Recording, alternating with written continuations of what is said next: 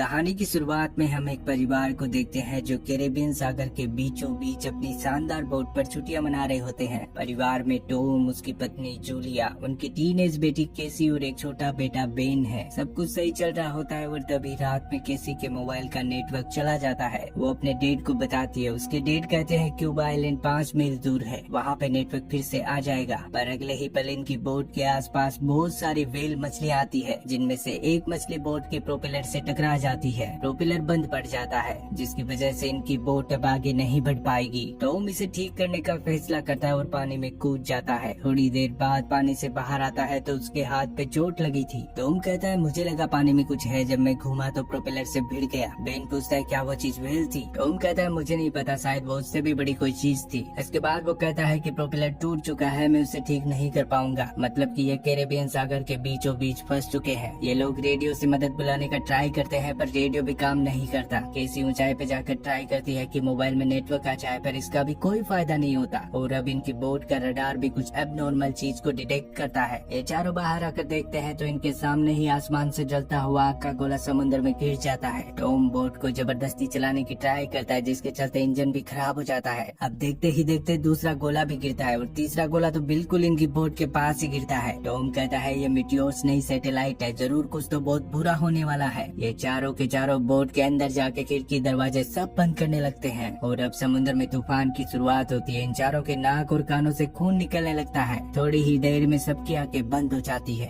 अगले दिन जब ये होश में आते हैं तो टॉम देखता है कि बोट में इतना बड़ा छेद हो गया, फिर भी पानी क्यों नहीं भरा। जब ये बाहर आकर चारों तरफ देखते हैं तो अपनी आंखों पर यकीन नहीं कर पाते। यहाँ से पूरा का पूरा समुद्र ही गायब था। ये चारों समझ नहीं पाते कि हजारों फीट गहरा पानी रातों रात कैसे गायब हो गया और अब भी किसी के फोन में नेटवर्क नहीं होता। टॉम कहता है कि हर समस्या का समाधान निकल जाता है, पर ये समस्या थोड़ी अलग है। उसके कंपास में दिखा रहा होता है कि नॉर्थ और साउथ आपस में बदल गए हैं। वो कहता है कि पिछली बार ऐसा लाखों साल पहले हुआ था जब दो दिशाएं आपस में बदल गई थी और ये बिल्कुल भी ठीक नहीं है। समुद्र वहाँ चला गया जहाँ उसे नहीं होना चाहिए। इससे दुनिया में तबाही मच गई होगी। टॉम को लगता है कि यहाँ उनकी तरह और भी लोग फंसे होंगे। अगर वो उनको ढूंढ पाए तो शायद सब लोग मिलकर इस समस्या का समाधान निकाल पाएंगे। बेन कुछ बलून्स को उड़ाकर बांध देता है ताकि अगर कोई दूसरा सर्वाइवर इन्हें देखे तो यहाँ इनके पास चला आए। इनका रेडियो भी काम करने लगता है। टॉम एक बार फिर से रेडियो से कांटेक्ट करने का ट्राई करता है और इस बार एक आदमी की आवाज आती है जो बताता है कि उसका नाम नाव है। जब वो लोग अपनी सबमरीन से गहराइयों में जा रहे थे तब पूरा समुद्र सूख गया। इसके अलावा कुछ सिस्टमेटिक मूवमेंट देखा गया है जो इंडिकेट करता है कि दिशाएं एक बार फिर बदलेगी, मतलब कि समंदर फिर से लौटेगा। टॉम पूछता है कितने टाइम में? नाव कहता है बहुत जल्द। मेरे इंस्ट्रूमेंट के हिसाब से 7 दिन में समंदर फिर से लौट आएगा। जितना ज्यादा हो सके उतनी ऊंचाई पर चले जाओ। समंदर वापस आते समय बहुत वायलेंट होगा, उसके रास्ते में जो आएगा सब तबाह हो जाएगा। ये सुनकर टॉम और जूलिया डर जाते हैं। टॉम के पूछने पर नाव बताता है कि उसकी सबमरीन में 3 लोग बैठ सकते हैं, पर उसके 2 साथी मारे गए। अब वो अकेला ही बचा है। टॉम उससे रिक्वेस्ट करता है कि वो उसके दोनों बच्चों को अपनी सबमरीन में बिठा ले। नाव पहले तो मना करता है, लेकिन बाद में अपनी लोकेशन बताकर कहता है कि जितना जल्दी हो सके यहाँ पे चले आओ। नाव तक पहुँचने के लिए इन्हें 2 दिन का सफर तय करना होगा।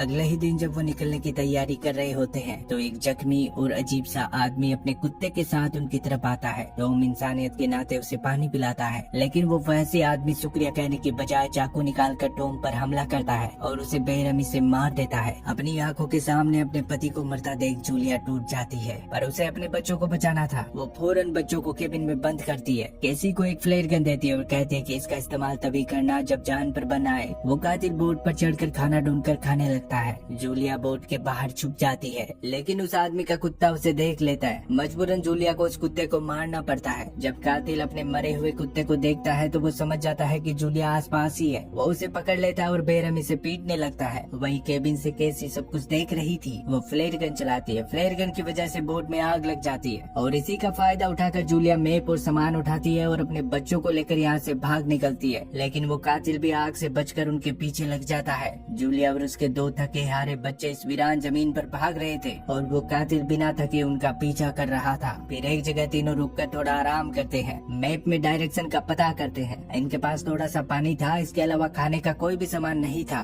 बेन गिल्ट में होता है कि अगर उसने गुब्बारे नहीं लगाए होते तो शायद ये साइको आदमी उनके पीछे नहीं आता और उसके डेट भी आज जिंदा होते। जूलिया समझाती है कि इसमें तुम्हारी गलती नहीं है। इसके बाद ये फिर से अपने सफर पर निकल जाते हैं। शाम होने वाली थी और जूलिया देखती है कि वो आदमी अब भी इनके पीछे लगा है। ये फिर से भागते हैं और थक हार कर एक जगह बैठ जाते हैं। तीनों की हालत भूख और प्यास से बेहाल थी और अब तो इनका पानी भी खत्म हो चुका था। आगे इन्हें एक पुराना हवाई जहाज मिलता है जो शायद कभी समंदर में गिरा होगा। आज की रात ये तीनों यहीं पर गुजारने का फैसला करते हैं। अब रात में जब केसी टॉयलेट करने के लिए जाती है और वो टॉयलेट कर रही होती है तब वो किलर दबे पांव उसके पीछे आता है और तभी जूलिया अपनी बेटी को बचाने के लिए किलर पर हमला करती है और उसे तब तक मारती है जब तक वो मर नहीं जाता। किलर मारा जाता है जिसके बाद ये तीनों चैन की नींद सोते हैं। सुबह पता चलता है कि किलर की बॉडी को किसी ने बुरी तरह से नोच खाया है। अब यहाँ से एक दिन का सफर और तय करना था जिसके बाद अगली सुबह ये उस सबमरीन तक पहुँच जाएंगे। बेन भूख और प्यास को सहन नहीं कर पाता और समंदर का पानी पी लेता है जिसकी वजह से उसकी हालत और ज्यादा बिगड़ जाती है। शाम होने तक एक जगह आती है जहाँ पर बहुत सारा कचरा पड़ा था। जूलिया कचरे का इस्तेमाल करके शेल्टर बनाती है और इसके बाद बेन को दवा देती है। दरअसल वो एक डॉक्टर है इसलिए उसके पास फर्स्ट एड का सामान था। जब रात में सो रहे होते हैं तब जूलिया को अजीब सा लगता है। बाहर जाकर देखती है तो कुछ ऐसा दिखाई देता है कि तुरंत अपने बच्चों को उठाकर यहाँ से भागती है। दरअसल बहुत सारे केकड़े इनकी तरफ बढ़ रहे थे।